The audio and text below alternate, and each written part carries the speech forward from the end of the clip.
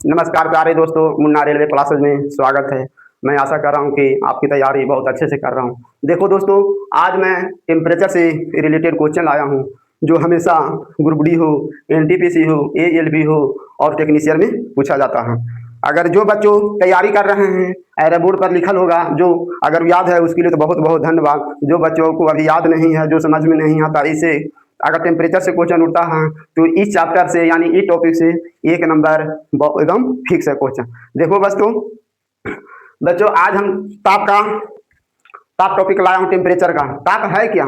ताप वह राशि है जो किसी वस्तु से गर्म या ठंडक का महसूस होता है। ताप बढ़ने से गर्म बढ़ता है, ताप घटने से ठंडा बढ़ता है। ठीक है बस दोस्तों, ताप का, हाँ, ताप का ये सारी मात्रा की ग्रुप डी में पूछा हुआ क्वेश्चन है। कोई सेल्सियस मारता है, कोई डिग्री सेंटीग्रेड मारता है, कोई कुछ फारेनहाइट मारता है, लेकिन ताप का ये सारी मात्रा मूल रूप से केल्विन होता है दोस्तों। ठीक है दोस्तों, दूसरा क्या है, सेल्सियस और केल्विन में रिलेशन क्या होता है? ये वाला क्वेश्चन या टॉपिक जो समझो बहुत बहुत इंपॉर्टेंट क्वेश्चन है दोस्तों। ठीक है, से आज मैं शुरू वीडियो में बोल दिया था कि जो बच्चों को किसी सूत्र हो या किसी वर्ड को याद करने में दिक्कत होता है तो लंबे समय तक याद करने के लिए मात्र एक ही रास्ता है, वह क्या है? हमेशा लॉजिक बना लो। तुम्हारे मन में जैसा हो वैसे लॉजिक बना लो। जैसे मैं इसको लॉजिक बना के, मेरे को आज से नहीं, मेरे को 5 साल 8 साल से क्वेश्चन याद है। लॉजिक इसमें क्या है दोस्तों? सी से सेंटीग्रेड होता है, के से केल्विन होता है। सेंटीग्रेड अंग्रेजी वर्णमाला के तीसरा अक्षर होता है, यानी कम होता है एबीसीडी में। और केल्विन होता है, केल्विन को कैसे सूचित किया जाता है? केल्विन अंग्रेजी वर्णमाला में 11वां अक्षर है, यानी बड़ा है। ठीक है, कहे के मतलब है दोस्तों, सी और के में रिलेशन बनाने के लिए अपन को यह समझना है कि सी और के में सी छोटी है और के बड़ा होता है। तो कहने का मतलब ये होगा दोस्तों, जब सी सेंटीग्रेड निकालने का रहेगा तो अपन को घटाना पड़ेगा। छोटा में जब आएंगे तो घटा के आंसर देंगे, और केल्विन निकालना का रहेगा तो उसमें जोड़ के आंसर निकालें। अब कितना जोड़ेंगे, कितना घटावे होगा? तो 273 डिग्री फिक्स है दोस्तों। इसको 273 डिग्री फिक्स है दोस्तों। ठीक है, 273 डिग्री है। जैसे मैं बताता हूँ दोस्तों, ठीक है, सेल्सियस और केल्विन में कहाँ गया संबंध? यहाँ है। सेल्सियस और केल्विन में रिलेशन क्या है? देखो मैं अभी बता दोस्तों, सेंटीग्रेड को सी से सूचित किया जाता है और केल्विन को के से सूचित किया जाता है दोस्तों। ठीक है, जब सेल्सियस और केल्विन में रिलेशन रहेगा तो वहाँ समस्या बात ही आ जाता है। बच्चों को जो जल्दीबाजी में रहता है या ध्यान नहीं रहता तो एग्जाम के समय भूल जाता है, सेंटीग्रेड में 2 जोड़ना है, 273 जोड़ना है कि 273 घटाना है। अरे दोस्तों, यहाँ तक नहीं, आज के डेट में अब क्वेश्चन है स्टेटमेंट बना बना के पूछने लगा है। पूछता है क्या कि केल्विन से सेंटीग्रेड में बदलने के लिए, केल्विन से सेंटीग्रेड में बदलने के लिए 273 जोड़ा जाता है कि 273 घटाया जाता है कि 273 से गुना किया जाता है। यानी केल्विन से सेंटीग्रेड बड़ा से छोटा में आ रहे हैं तो अपन को 273 घटाया जाता है दोस्तों। ठीक है, जैसे देखो मैं बताया हूँ, देखो सी है अंग्रेजी वर्णमाला के छोटा अक्षर है, के है बड़ा अक्षर है, तो हम सी की वैल्यू निकाल रहे हैं। सी की वैल्यू निकाल रहे हैं तो के में से 273 घटाना है। जब छोटा वैल्यू निकालेंगे तो घटा के आंसर देंगे। अब के देखो, सी और के में देखो, के बड़ा वैल्यू है, यानी के सी और के में हम पहले ही बता दिए, सी और के में के बड़ा होता है। कहो तो मैं लिख देता हूँ,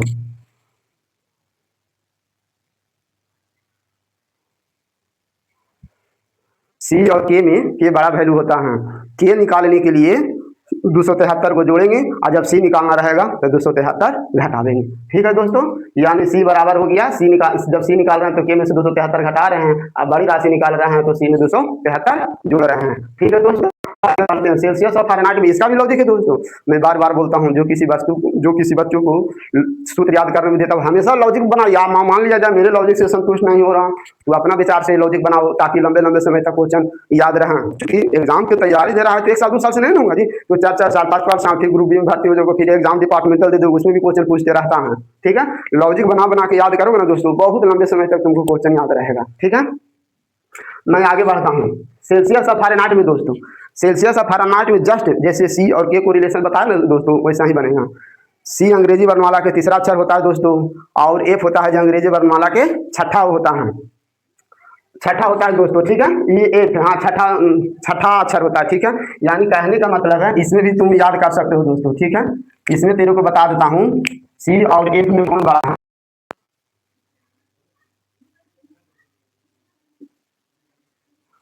यहाँ समस्या तब हो जाता है दिक्कत के नीचे 5 था। समस्या यहाँ कहता है दोस्तों सी के नीचे 5 था कि एफ के नीचे 5 था। हम बताते हैं दोस्तों, देखो सी छोटा वैल्यू है तो छोटा वैल्यू के साथ छोटा रखना है, एफ बड़ा वैल्यू है तो एफ बड़ा के साथ बड़ा वैल्यू रखना है। बात फिक्स है, 32 फिक्स है, 32 फिक्स है दोस्तों, 32 फिक्स है। ठीक है, सी छोटा वैल्यू है तो छोटा के साथ छोटा रखना है, एफ बड़ा है तो बड़ा के साथ बड़ा रखना है। ठीक है दोस्तों, अब चलते हैं आगे बढ़ते हैं। आगे ये वाला क्वेश्चन बहुत इंपॉर्टेंट है दोस्तों, बहुत बहुत इंपॉर्टेंट है, कई बार आ चुका है। इसको हम वर्णन बता नहीं सकता हूँ कि कितने बार आ चुका है, कंपटीशन लेवल में पूछ देता है क्या, कितने कितने तापमान पर सेंटीग्रेड और फारेनहाइट बराबर होता है, कितने या किस मान पर पूछ देता है सेंटीग्रेड और फारेनहाइट का बराबर। मैं ये क्वेश्चन जो टॉपिक पर लिखा हूँ बोर्ड पर, बहुत बहुत इंपॉर्टेंट क्वेश्चन, मैं पास लेके नहीं, मैं वही टॉपिक बताता हूँ क्वेश्चन जो ग्रुप डी या एनटीपीसी में 99% आने की उम्मीद रहता है दोस्तों। ठीक है, अब जैसे इसमें क्या लिखा हुआ है दोस्तों, इसका क्वेश्चन बनता है कि किस तापमान पर या किस मान पर सेंटीग्रेड और फारेनहाइट बराबर होता है, तो -40 मारना है दोस्तों। ठीक है, आगे दोस्तों इसका भी तरीका बता देता हूँ, इसमें कभी कंफ्यूज ना होना। ठीक है, फिर ये पूछता है कि किस मान पर फारेनहाइट या केल्विन बराबर होता है दोस्तों, तो 574.25 होता है। 574.25 जो पढ़ सकते हैं, 574.25 फारेनहाइट केल्विन। देखो दोस्तों सी और एक छोटा है बड़ा आ रहा है। ठीक है दोस्तों, और सबसे ज्यादा ईवी इंपॉर्टेंट है, ईवी में इसमें ये एलपी टेक्नीशियन में पूछा हुआ क्वेश्चन दोस्तों, इससे रिलेटेड। ठीक है, इससे रिलेटेड क्या कहता है कि 1 डिग्री सेंटीग्रेड बढ़ने से केल्विन में भी 1 डिग्री सेंटीग्रेड बढ़ता है, 1 डिग्री सेंटीग्रेड बढ़ता है। तापमान में 1 डिग्री सेंटीग्रेड बढ़ने से केल्विन में भी 1 केल्विन बढ़ता है। अगर अगर डिग्री सेंटीग्रेड फारेनहाइट में अगर 1 डिग्री सेंटीग्रेड बढ़ने से फारेनहाइट में कितना वृद्धि होता है, तो 1.8 फारेनहाइट होता है। अगर डिग्री सेंटीग्रेड में 1 डिग्री सेंटीग्रेड बढ़ाओगे तो फारेनहाइट में 1.8 फारेनहाइट बढ़ता है। ठीक है दोस्तों, रोमर वाला उतना इंपॉर्टेंट नहीं, लेकिन फिर भी लिख दिया हूँ। रोमर क्या होता है, 1 डिग्री सेंटीग्रेड बढ़ने से रोमर में 0.8 बढ़ता है दोस्तों। ठीक है, अब इससे रिलेटेड कुछ क्वेश्चन लिया हूँ दोस्तों। देखो मैं इससे रिलेटेड ये क्वेश्चन है ना, ये पूछा हुआ क्वेश्चन है दोस्तों। क्या कहता हूँ, पानी का तापमान में 27 डिग्री सेंटीग्रेड वृद्धि होती है तो केल्विन में कितना वृद्धि होगा। दूसरा क्वेश्चन, यदि दो निकायों के बीच 30 डिग्री का अंतर हो तो फारेनहाइट में कितना का अंतर। ये एलपी में देखो 2019 में पूछा हुआ है क्वेश्चन दोस्तों। ठीक है, मानव शरीर का समान तापमान फारेनहाइट स्केल पर कितना होता है। ठीक है, फिर कहता है परम शून्य ताप कितने पर होता है। ठीक है दोस्तों, अब यहाँ देख बताते हैं, पानी का तापमान 27 डिग्री सेंटीग्रेड वृद्धि होती है तो केल्विन में कितना। इसमें कौन सा सूत्र यूज करेंगे दोस्तों, यही वाला सूत्र यूज करेंगे। देखो 1 डिग्री सेंटीग्रेड बढ़ने से केल्विन में 1 केल्विन बढ़ता है तो यहाँ तापमान में कितना वृद्धि हो रहा है दोस्तों, यहाँ टेम्परेचर का संकेत है। 1 डिग्री सेंटीग्रेड बढ़ने से केल्विन में 1 केल्विन वृद्धि होता है तो 27 डिग्री सेंटीग्रेड बढ़ने से केल्विन में भी 27 केल्विन होगा दोस्तों। ठीक है दोस्तों, मैं यहाँ सूत्र लिख दिया हूँ। अगर मैं बार बार बोल रहा हूँ दोस्तों, जो कीबोर्ड पर जो लिखा हुआ है ना टॉपिक, समझो कि एक तरह की मलाई है। ठीक ना, जो तैयारी कर रहा है उसके याद है, बहुत बहुत शुक्रिया है। और जो बच्चा अगर तैयारी कर रहा है और नहीं याद किया है तो कृपया इसको याद करने की व्यवस्था करें। ठीक है दोस्तों, आंसर हो गया। फिर ये क्या कहता है, दो देखो ये तो पूछा हुआ क्वेश्चन है, दो निकायों के बीच 30 डिग्री, मैं इस सबका सूत्र मैं यहाँ लिख दी हूँ, मैं बिगैर सूत्र बढ़े आगे टॉपिक नहीं बढ़ रहा हूँ दोस्तों। ठीक है, दो निकायों के बीच 30 डिग्री का अंतर हो तो फारेनहाइट में कितना का अंतर होगा। दोस्तों मैं टॉपिक लिख दिया हूँ क्या, 1 डिग्री सेंटीग्रेड के बढ़ने से फारेनहाइट में 1.8 डिग्री होता है। 1 डिग्री सेंटीग्रेड के बढ़ने से फारेनहाइट में 1.8 वृद्धि होता है दोस्तों। ठीक है,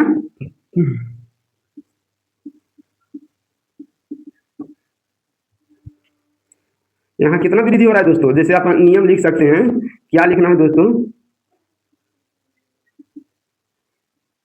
1 डिग्री सेंटीग्रेड के बढ़ने से फारेनहाइट में 1.8 वृद्धि होता है तो अपन को कितना बढ़ा रहे हैं दोस्तों, यहाँ कितना हो जाएगा गुना दोस्तों, गुना करो, काट गया 18 54 फ़ारेनहाइट दोस्तों, ईएलपी में पूछा हुआ क्वेश्चन है। ठीक है, मानव शरीर का समान तापमान फ़ारेनहाइट स्केल पर कितना होता है दोस्तों? मानव शरीर का अगर सेंटीग्रेड में पूछो तो मानव शरीर का समान तापमान 37 डिग्री सेंटीग्रेड होता है। अगर आप 37 डिग्री ग्रेड को अगर यहाँ पर फुट करोगे तो कितना आ जाएगा? 98 आ जाता है, 98.6। मानव शरीर का तापमान फ़ारेनहाइट पर कितना होता है दोस्तों? 98.6 फ़ारेनहाइट होता है दोस्तों। ठीक है, अगर तुम चाहोगे ना तो 37 यहाँ पर फुट करके हल करोगे तो उतना ही आ जाएगा। ठीक है दोस्तों, फिर परम शून्य ताप है, यह बहुत बहुत इंपॉर्टेंट क्वेश्चन है दोस्तों।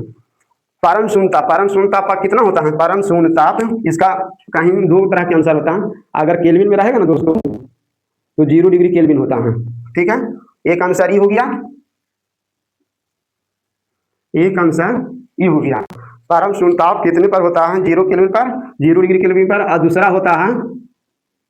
दूसरा होता है कितना? -273 डिग्री सेंटीग्रेड पर दोस्तों।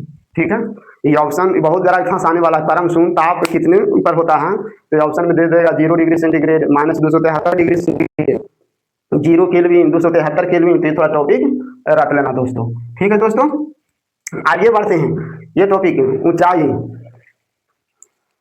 दोस्तों, जैसे जैसे पृथ्वी के ऊपर वायुमंडलीय दाब पर ऊंचाई बढ़ता है ना दोस्तों तो वायु दाब घटता है दोस्तों।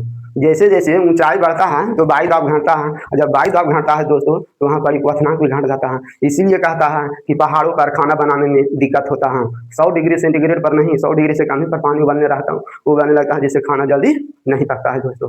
ठीक है, ये भी क्वेश्चन बहुत इंपॉर्टेंट है। क्वेश्चन पूछ देता है कि ऊंचाई बढ़ने से क्वथनांक क्या होता है। अगर ऊंचाई बढ़ा जाए तो क्वथनांक पर क्या परिवर्तन होता है? तो ऑप्शन आता है मुट्ठी करना है, ऊंचाई बढ़ने से क्वथनांक घटता है। ऑप्शन दे देगा घटता है, बढ़ता है या परिवर्तित रहता है। तो ऊंचाई बढ़ने से वायु दाब घटता है। ठीक है, अब समस्या या प्रेशर कुकर में खाना जल्दी क्यों पक जाता है दोस्तों? प्रेशर कुकर का जो ढक्कन जो अपन लगाते हैं, जो बंद करते हैं ना, उसमें वायु दाब बढ़ जाता है दोस्तों। जब वायु दाब बढ़ जाता है तो क्वथनांक भी बढ़ जाता है दोस्तों। यानी कहने का मतलब है वायुमंडलीय दाब यानी वायु दाब बढ़ाने से क्वथनांक बढ़ जाता है। प्रेशर कुकर में यही नियम लागू होता है दोस्तों। ठीक है, वायु दाब बढ़ने से क्वथनांक बढ़ जाता है, यानी 100 डिग्री सेंटीग्रेड से ज़्यादा हो जाता है, इसलिए कुकर में खाना जल्दी पकता है दोस्तों। एक और क्वेश्चन मैंने बोर्ड पर लिखा नहीं दोस्तों। ठीक है, अशुद्धि मिलाने से क्या होता है दोस्तों? अशुद्धि मिलाने से हमेशा गलनांक घट जाता है दोस्तों। इसीलिए जो आइसक्रीम जो बर्फ बनाता है या आइसक्रीम बेचने वाला जो ठेला रहता है उसके अंदर देखना दोस्तों नमक रखे हुए रहता है। नमक क्या होता है कि नमक रखने से अंदर आइसक्रीम नहीं गलता, वही आइसक्रीम जब बाहर निकालते हो तो तुरंत गलना शुरू हो जाता है दोस्तों। यानी कहे का मतलब क्वेश्चन आता है कि अशुद्धि मिलाने से बर्फ का गलनांक घटता है, बढ़ता है या परिवर्तित रहता है। तो बोल देना दोस्तों अशुद्धि मिलाने से बर्फ का गलनांक घटता है।